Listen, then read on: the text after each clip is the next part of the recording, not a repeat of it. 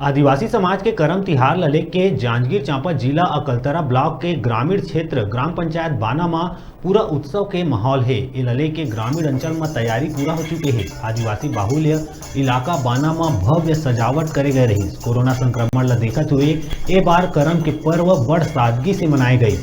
करम महापर्व प्राकृतिक पूजा आदिवासी मन के महान पर्व है।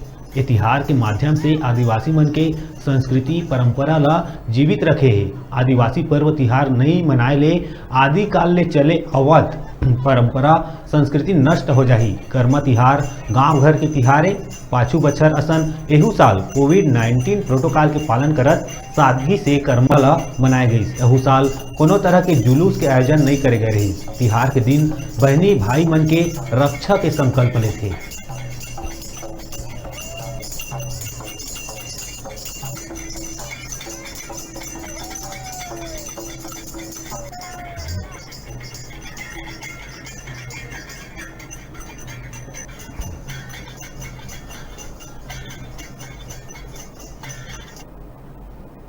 रुका तन छोट ब्रेक के बाद फिर मिलबो। तब तक देखत रहा न्यूज़ 36 छत्तीसगढ़ की आवाज़।